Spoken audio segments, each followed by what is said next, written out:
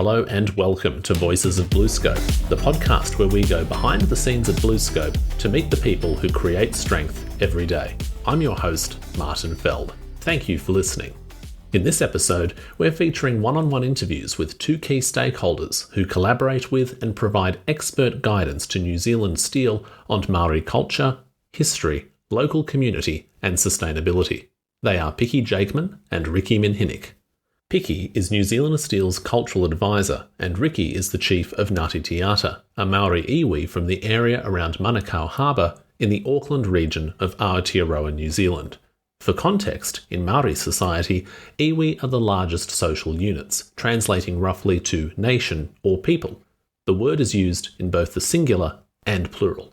During our recent visit to New Zealand Steel, we met with Piki and Riki in the town of Waiuku to hear their stories, learn more about Māori culture, and better understand how local iwi are working with organisations like New Zealand Steel to encourage employment opportunities, enhance intercultural understanding through open dialogue, and jointly learn from and improve on a challenging history of Western colonialism.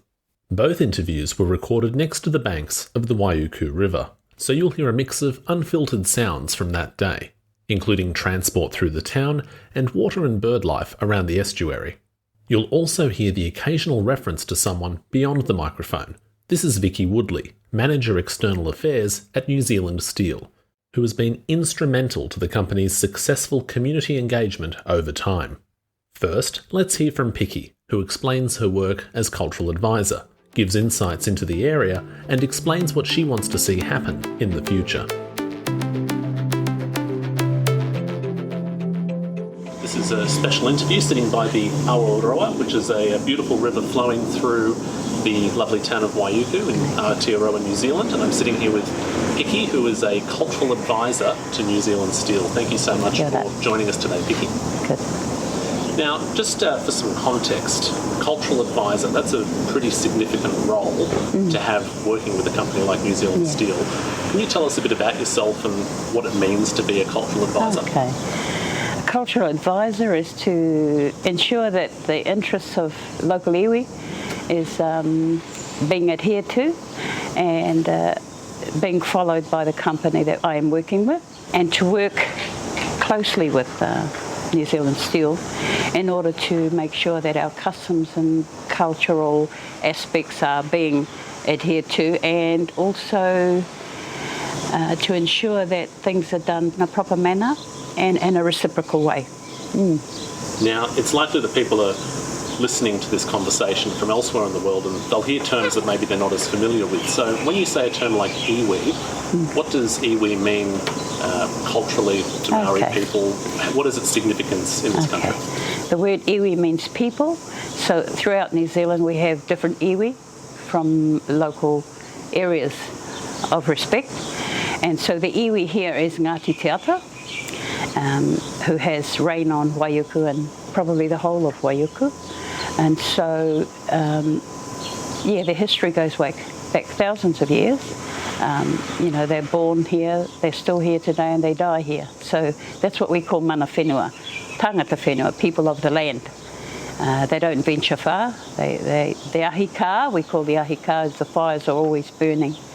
And for those who travel away, they come back to the fire at some time or other in their lives. So that's the iwi of that particular land or whenua.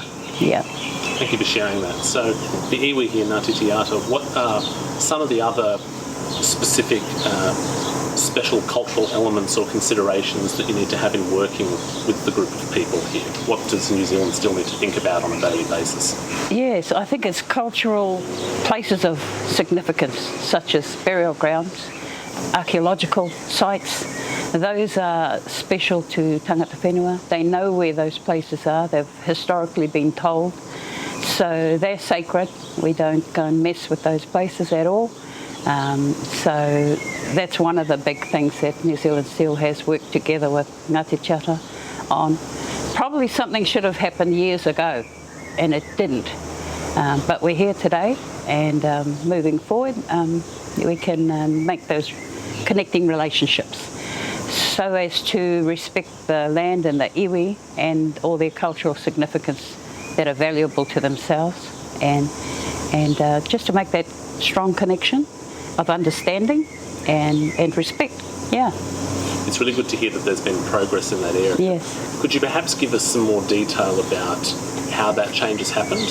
What were some of the more difficult moments that you had to deal with here in the community, and how was that fixed? The past hasn't been good. It's not at all, not very colourful at all. There's been, lots of protests and rioting and stuff like that. That has happened in the past due to the lack of understanding and the understanding of the knowledge base that is important to the iwi.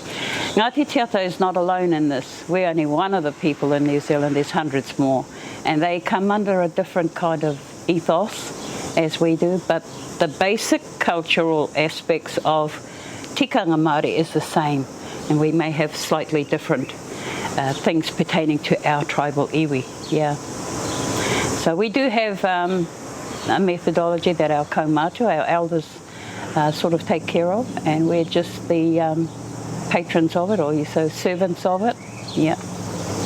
I'd like to know a little bit more about you and maybe the interesting points or the challenges of your work, because things are improving. You've made that very clear, and that's wonderful to know. What is it like to be a cultural advisor who is essentially, for better or worse, wedged between perhaps two different ways of thinking or two different worlds? What sort of ideas or compromises are you having to deal with on a daily basis?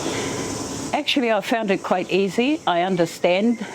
I know my world, and I know my world well, and I understand the world out there that is unfamiliar with what we do. But the bridging of the two is quite simple, and it's about respect and understanding, and it's about respecting each other's cultures and how we do things and where we want to go with that, whatever outcomes we want to achieve from that.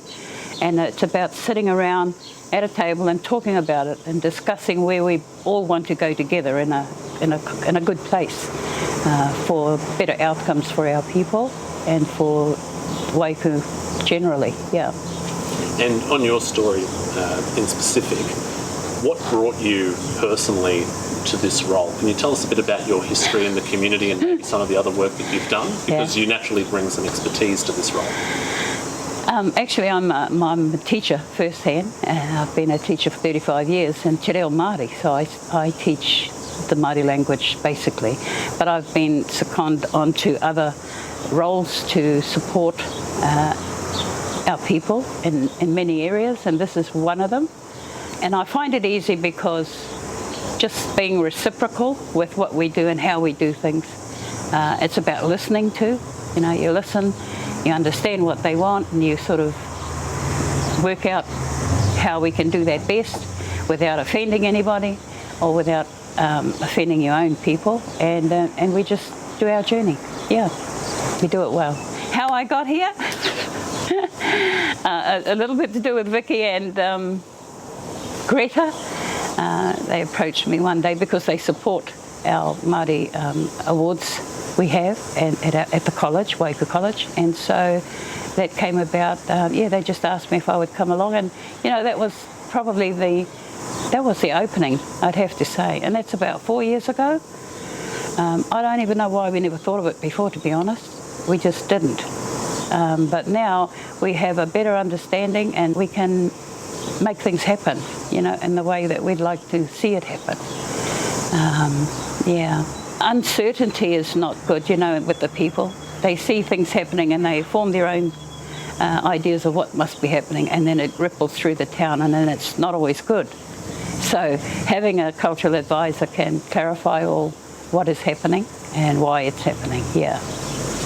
You mentioned listening as a key skill that you have to employ when speaking to different groups. Given your track record as a teacher, working with younger people, listening and imparting knowledge, are there any other skills that you think have been very valuable from your teaching background that you've been able to transfer to cultural advising? Yeah, I'd say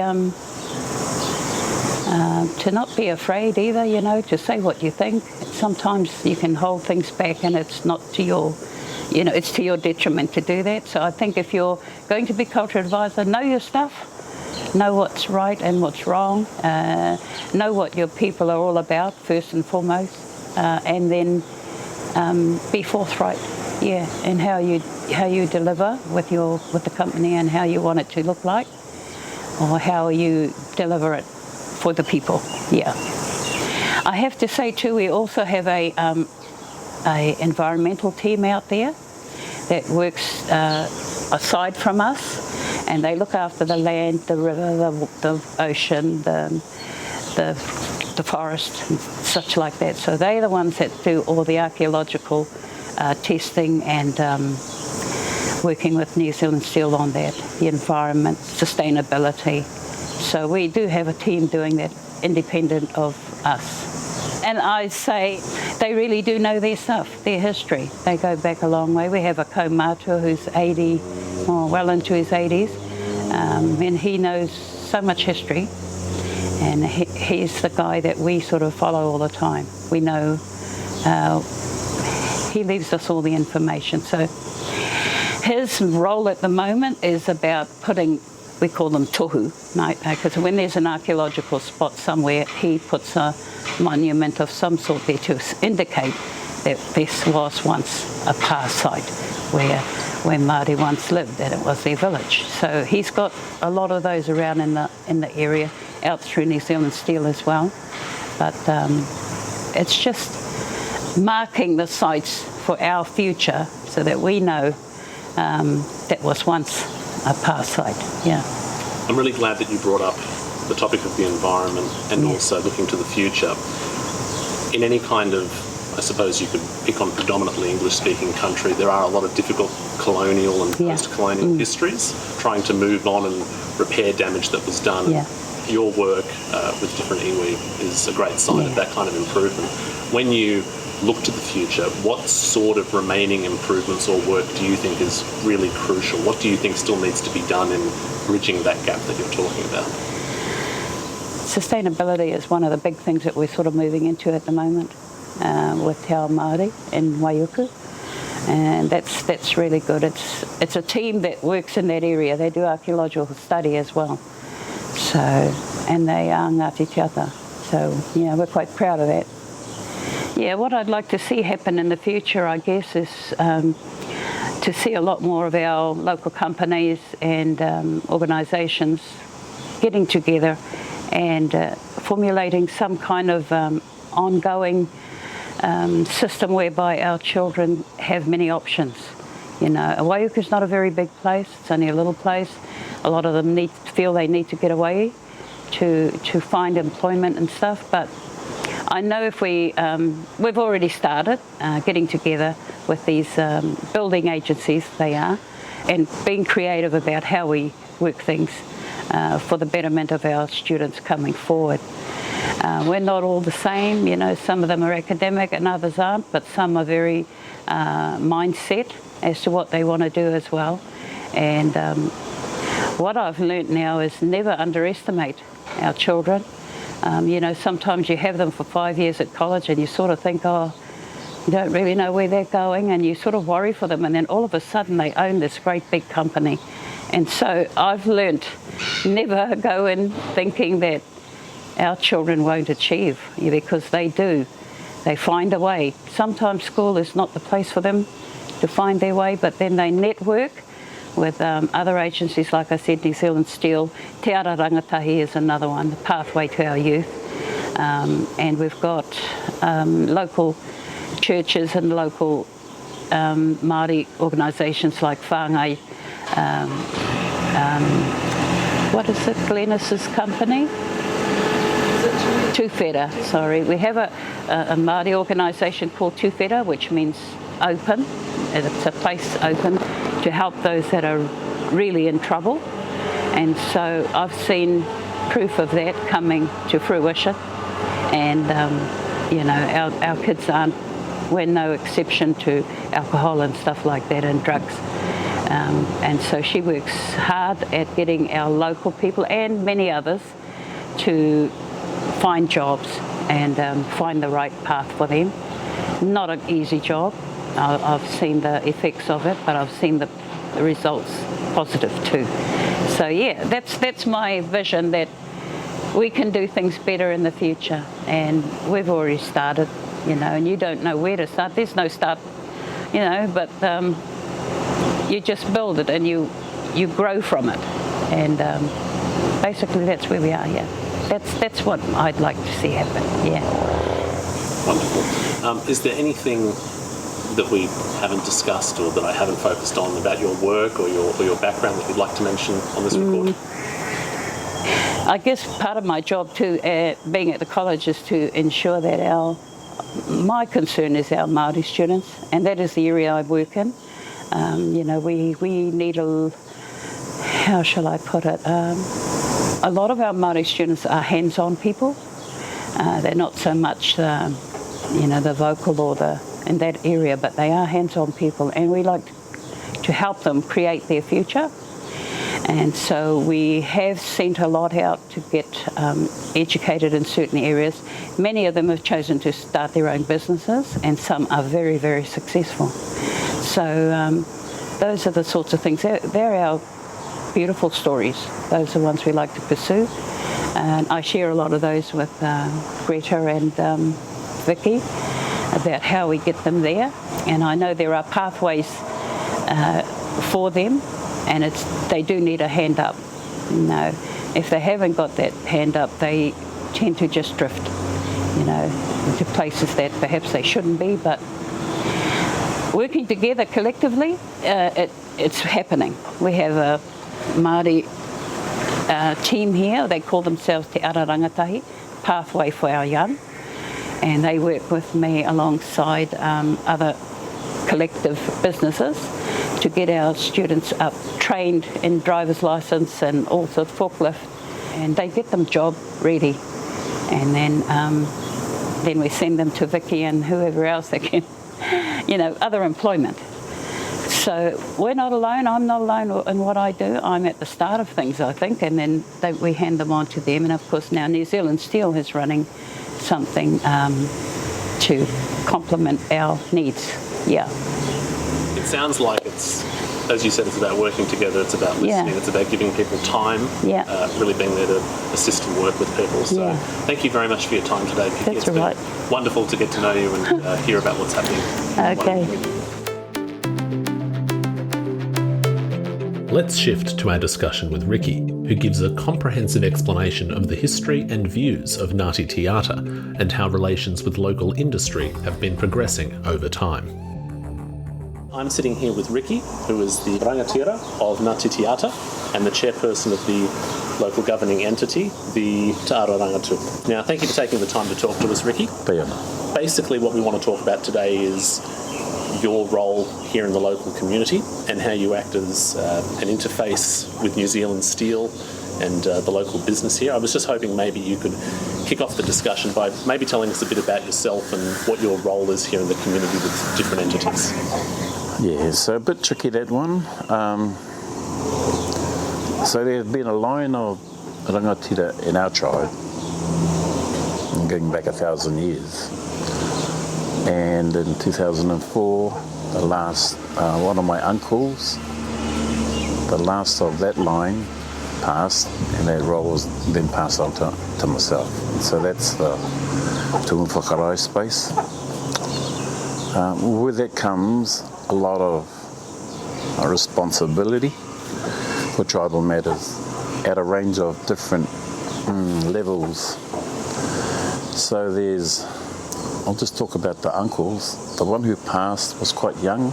He went over to Vietnam, came back, and then as his elder brothers passed, Matua Tu before him, Matua Jim before him, and Matua Sunny before him. Those four in my walk, in my lifetime, I know, I've seen, but there's a whole line that keeps going back. I mention those names because in anything to do with tribal business, a little bit different today. We didn't have the legal entity space, but in those days, the tribe determined what the direction was within our tribal domain. So our tribal domain is quite wide. You've probably, I've heard, already been to Maioro. That would be the southern boundary, southwestern boundary of our iwi.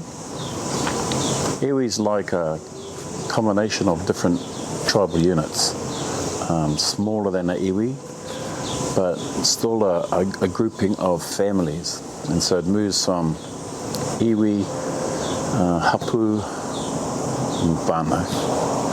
So throughout those things, the tumu whakarai on a tribal space has a lot of input, or inputs into everything. And that could be who's mowing the lawns at the marae, all the way through to do we gonna want to continue a relationship with developers in our domain, or local government, regional government and central government, or even overseas. In Mum's time, she didn't have that title, but she was that.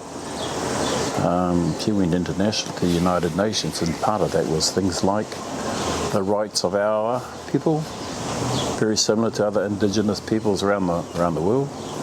So with Aussie, the Aboriginal families over there, different but similar.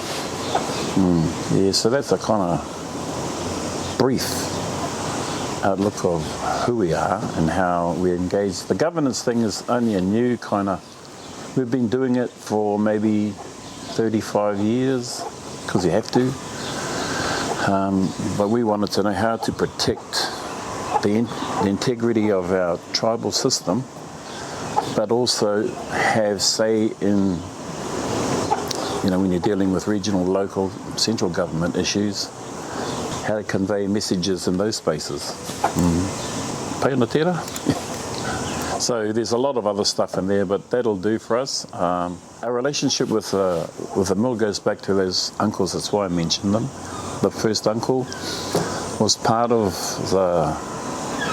the team, the representation of our tribe that okayed New Zealand Steel. I think they started in 1960, is that right? 65. And the chief at that time was Uncle Son. I lived with him for a few years when he had an accident on the farm. He was my mentor. He ran what we call tribal study classes, wānanga we call them. And he, my grandmother, mum, that generation passed on a lot of the know I have. You can't find it in the university, or you can't find it at school. Oh, it's getting more and more. The stuff is out there, to be honest, but not the layers, not the depth. And so they came up with, based on that agreement, that exercise, how they would relate with New Zealand Steel. The biggest point I'd probably want to make in this space with the New Zealand Steel, where the current site is now, and our marae, the main marae of the tribe, is directly opposite. Across the waterway of the Waiuku Channel on the Manukau Harbour, New Zealand Steel facilities over on the eastern side of that waterway, and on the western side is our main tribe, the main tribal marae. So our main tribe is Ngāti Te Ata, Waiuku. I had that little bit of extra on because what it does is, reality-wise, tell you, yes, we've got the west coast side of it, from the mouth of the Maioro to the mouth of the Manukau Harbour, on the western borders, our domain. But Waiuku connects us to other tribal areas, well, not tribal, other areas within the wider catchment of Auckland. So everybody knows Auckland, and that's where the most people are located in the one place in New Zealand. But that recognition of Waiuku is a recognition of the genealogical line, kind of like what I spoke about before, connected to us directly. And so that expands our tribal domain, if you like. That part I talked about earlier, probably I'd describe as exclusively ours. Then there's other sections of our tribe, bull domain, that is what's called, inclusive of other iwi and other hapu as well. That takes us all the way into the other waterways. So we relate a lot with our waterways. Taiorehu or the Tasman, Manukau Harbour, o te mā nuka o Hoturo is the same space, and te awa Waikato. But also because of that other genealogical link, we're connected to the Waitemata Harbour, the Hauraki Harbour, and across to Tikapa. We share that connection with other groupings as well. So New Zealand Steel in 65, but even prior to that, spoke with our tribal leadership. That included Uncle Sonny, but not him solely. They just didn't have a meeting with the chiefs and said, yep, that was with the tribe at that time and those who were the decision makers. And what they said to us was it would guarantee jobs for Ngāti Te Ata. That was a biggie for our tribe, and so we as a tribe agreed that it could be located where it was. Yeah, so those were the initial days, and some of those uncles I just spoke about, Uncle Jim, he worked at the mill for a long time, so did a lot of other of my uncles, people from our tribe, worked at the mill. I worked there for a year as a young fella straight out of school, going between that and uni. There was that bridging 12-month period. Yeah, so we've had that kind of relationship where it was an employment opportunity for our people. Don't know how that really panned out, because there's a sort of a spot there where it depended on who you knew, whether or not you got into the work. And so I don't know how you put it. The decision makers at the time, Waiuku grew as a huge community in those days. I went to school with a lot of those people come from overseas. Canadians, met a Canadian for the first time, this big ass fella. We were like, 13, 14 at the college. And the only hiding I ever got at school was that big Canadian fella. I think I took a bit more than those. I always remember that guy, but there was a whole block of houses just down the road that New Zealand Steel facilitated, built. I think they build those? Yeah. And down there, a lot of communities came from around the world. The Welsh and I don't know about the Irish. Well, I remember the Welsh there. They played soccer a lot and brought all those sports in. But I do remember the Canadians and that American side coming this way. Not the USA, but... And they sort of had a big influence on the community. They lived down there initially, and then not long moved into other, spread out and lived around the community. Impacted the schools, primary school not so much, but certainly the secondary school space. So not only for me as an individual, but our whole tribe. Couldn't believe how big this place was getting. And then in 1980 is it? 1980, the development happened. It actually got bigger again. And part of that growth was a thing called the community funding. Came in about there in the 80s, early 80s, or beginning. And what happened was, rather than just this entity, the most impacted entity by things that were happening with New Zealand Steel, our part of the river, water was getting taken from. It was our sacred area, Maioro, that was getting mined and turned into steel. It was our waterways that was receiving any pollution that was coming out of the industry, the business. And it's a big thing. I don't know if we had the know at that time. The information at that time that said, be careful where you eat the food from. Like I said, that site was directly opposite our main marae. But as that sort of know grew within us, Mum was a very strong advocate of the protection of the Manukau Harbour. Took it to the Waitangi Tribunal, and they made recommendations that were published in 1985. I'd come back from uni, worked with Mum over in an entity that was developed in 1981 called Huakina Development Trust, which was made up of not only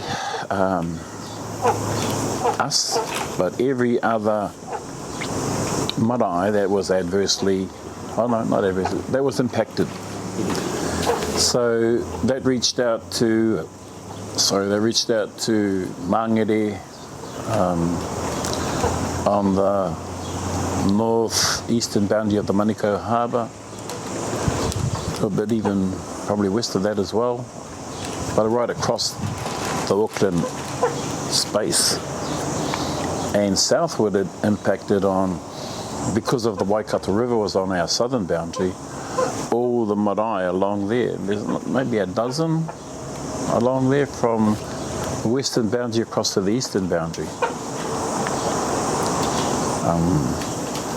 Though the Waikato River only sort of goes halfway across the island, then heads south, there are other tributary rivers that come from that side and connect up to it, the Mangatangi, Mangatawhari, different rivers. So, and all along there are marae, and all of those marae are occupied by whānau, hapu, and iwi.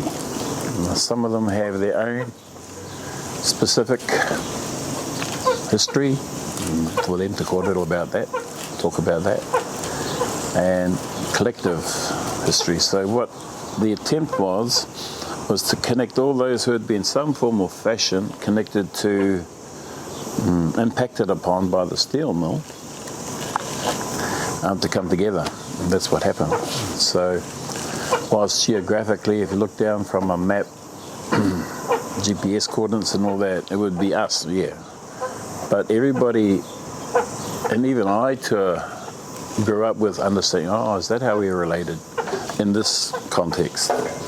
The different iwi, because the taking of water from the Waikato River for different purposes, to do with the mining operations and then conversion into steel, impacted all those marae in some way. And so we don't have totally exclusivity around the Maioro space, which is that sort of southern boundary of ours, but other tribes have connections to that space as well. Yeah. If I can pose a question to you. Thank you. That's really, really intriguing history, and thank you for sharing it. I suppose what I'm interested to know from there is traditional owners of land, First Nations. It's a very widespread problem around the world that we have different communities who have a very intimate knowledge of their surroundings and where generations of their family have grown up, and we see resources being used in ways that were perhaps not discussed or done in a way that was expected or respectful of those traditional owners. How did you, your family, your people, all these different interconnected communities, what sort of challenges did you have to overcome in conveying how to use those waterways or how to have your communities respected in the appropriate way? What work had to be done over time? So not isolated just to community, things like New Zealand Steel, but it pushed a lot. So I get back just to the end of that thing I was talking about, where a whole lot of more people were included in that space from a, I guess, we call it mana whenua perspective, how their resources were getting impacted upon to a huge degree, a little bit, or whatever it might be. The community grant came out and it helped us develop a team that concentrated on those questions you just asked. And so there were then from 3 marae within our tribal domain, all of a sudden that entity was made up of 23 marae who met monthly, and below that were subcommittees that met almost weekly to discuss those very things, the impacts on our communities. And that led to growth in that ability to articulate it in the different forums, which began with face-to-face meetings with staff from New Zealand Steel, but also went to the appeal court of the country. And so all the way along the line, that experience and ability to work together brought in not just one voice, but all the voices of what we call mana whenua peoples of the land, indigenousites. And so there was a thing we call how the heart feels and how that's articulated and how that impacts people, how the mind thinks about those impacts, totally different to a academic study on nitrates and those types of things to what was the impact. But it was also things like the relationships, how my uncle spoke with the leads for New Zealand Steel in those days. They had meetings at New Zealand Steel. There weren't many meetings at our marae, apart from the first one, when who was the big boss back those days? Well, they were. Yeah, met with our elders and got it across the line because of the job opportunity. So it led to now the relationship is like the likes of the current management team and leadership. You know, we have a cup of coffee together and have that kind of conversation. And they've become, I think, more and more now engaged in having a conversation. And not only the conversation, but assisting move pieces around for our tribe. So we're crossing a stream together. So the conversations point out places you should step and don't step. Or you should step if you want to get across the other side safely. And over a cup of coffee, telephone call, you know, those sorts of things today. And that's just the style of the leadership at the Mo.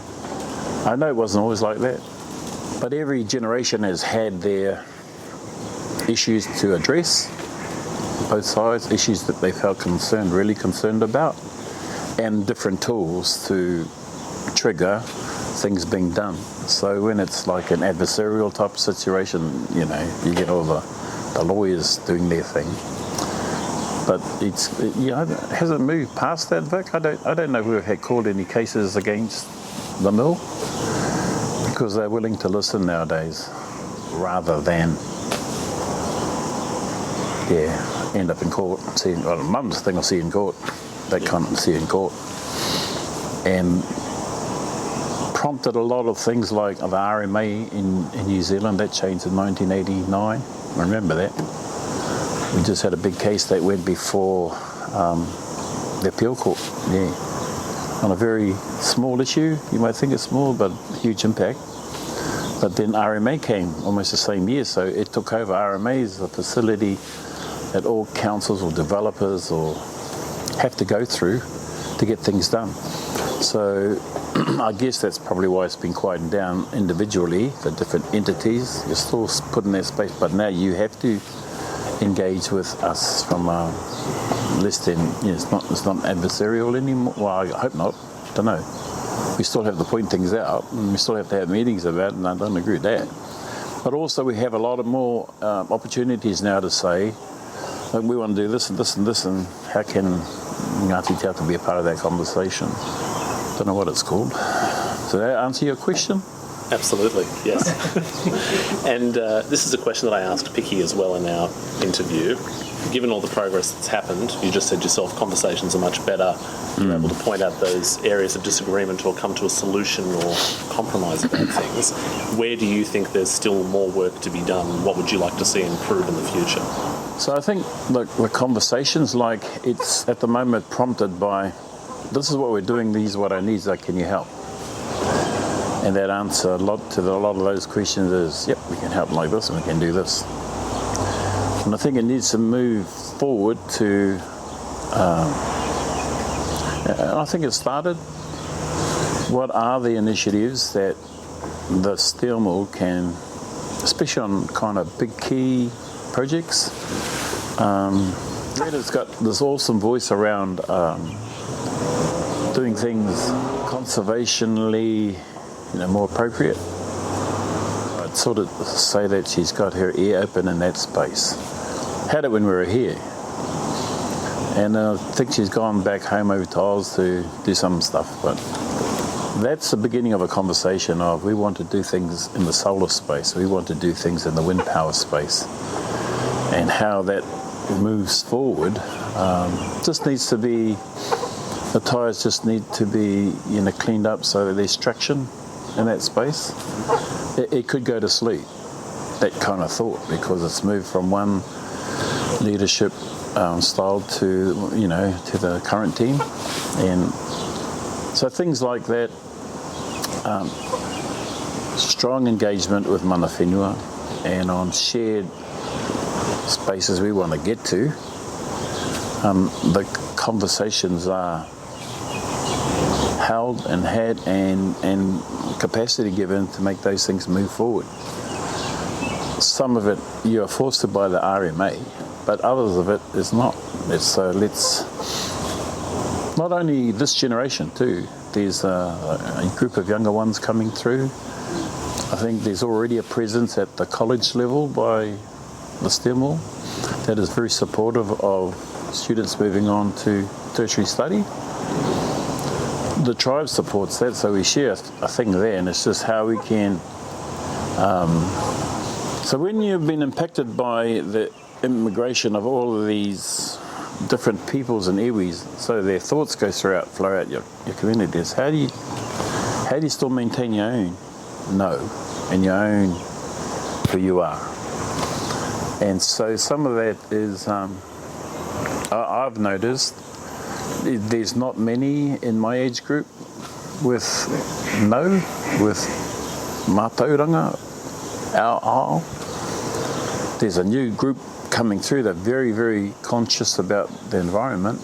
And so they are drawing some of our kids. That needs to be supported, in my view, from not only Steel Mill, but everybody, all the communities. And a new wharekai for our marae would be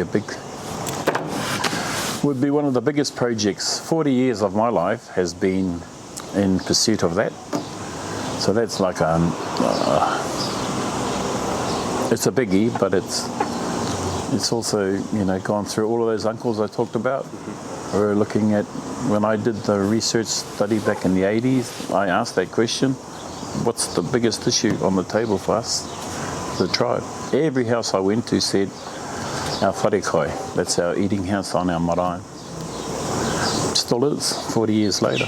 What's in it? 50. 10, 20, 30, 40 years ago, 45, getting on. It's still a major want, and it's just sitting down with not just one entity like Stemwell, which is a major influence in this community, but all that fraternity of,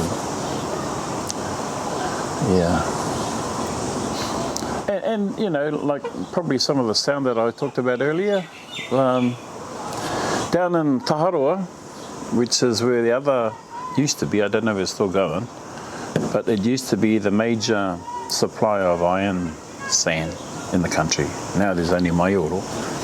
And things like they're getting dollars per tonne for the iron sand. And we're getting cents. 6 cents a tonne, things like that. So when the stuff comes out and you hear about it, you go, oh, how comes that? Which, when you're dealing with mana whenua and doing a cheapskate, so a $40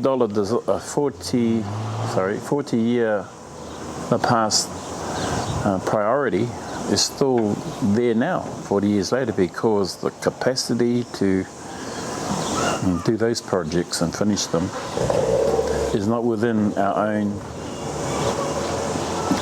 driven by our own space. I'm saying we're selling out Maioro for that agreement, and then we shouldn't have to go to court to sort different things out. I'm not sure how to put that one, but that's some of the other stuff I was talking about that have to be addressed. Yeah, and I'm pleased that you're transparent and direct about that. And I suppose where I think we could kind of bring things together to maybe educate or inform listeners of this podcast, maybe a final idea from you, whether it's a piece of advice or an insight, regardless of whether it's within Aotearoa New Zealand or it's somewhere like Australia, or anywhere with a difficult colonial past, what would be your kind of key piece of advice for people of different groups, communities, people who've immigrated to a country like this one? What's the best way to communicate with and work with local iwi, local Māori people, any people from the land originally? So there's a concept that mana whenua or Māori are familiar with. And the concept is called ahika, a sort of state of presence in the space. Ahi tere tere, which is another interpretation of presence in a space. And a third called ahi mātau. And that concept can be related to what we have ao Māori. It's where the first one, ahika, is the longest presence in any space. For some spaces, it's over 1,000 years. Maioro has archaeological evidence of that. My ancestors were there 1,000 years ago. Then there's ahi tere tere, which kind of peoples of that space who have come in and gone out, have maintained presence in that space,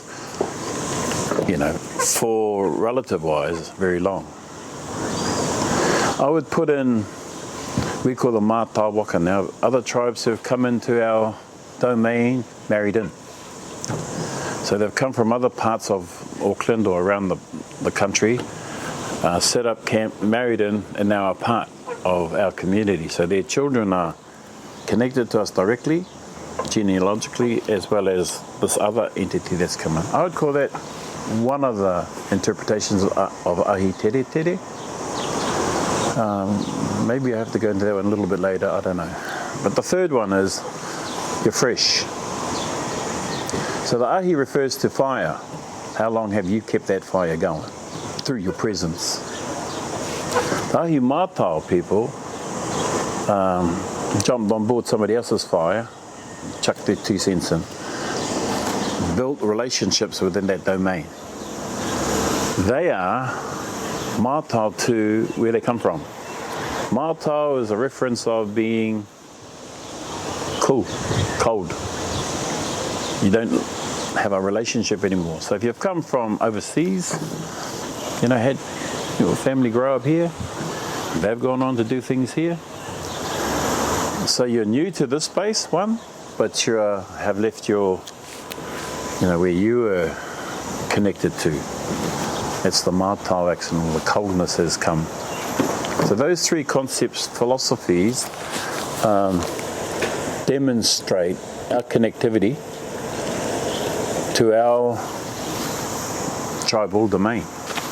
It's water, surface water, contributing, harvesting, potential of water, and where that water leads to, all the way down to the subterranean type stuff. So water's a big element in our well-being, health. But that's not recognised. Just go and dump Auckland's crap into their harbour. Those sorts of things need more awareness about. And then it becomes, when that becomes normal, I'll stop doing it. Yeah, so businesses who already have that, and the likes where Greta was here and was talking along those lines, it could be a long-term thing or it could be speeded up. So what our relationships are about our tribal domain, can't be explained in a 2-hour, 2-day, 2-week conversation with a video. That's something that even as we grow, we feed on to our children, and then how they get it and chew it up and feed it onto their children and engage with the world in their time and space. Don't know if that answered the question, but no, it does. That's where it went. And I respect what you're saying about the difficulty in condensing something with that much philosophy or historical significance into the short space. So if there are things after this conversation that you think of or that we can expand on, we can always add those to the resources that are the show notes of this episode, which listeners can discover. But This has been really interesting, and I want to thank you for the time that you spent in talking to us and for sharing all of the knowledge and kind of cultural history of this area with us. So thank you, Riki. From my perspective to all the other indigenous countries that New Zealand still, we call it, but that business has impact with. Just like a cup of coffee with the local management crew. Helps a lot of things. We should try something and connect up, because sharing those different things with video this way would be awesome to hear other people's stories. But if we can do that, we did it back in 1990. Bro went over to a university and there's a whole bunch of indigenous guys having this meeting about these sorts of things, and led our awareness raising in those days. So if we can do that for the next generation, it's great. Well, I hope this conversation and this resource achieves exactly that. So thank you very much.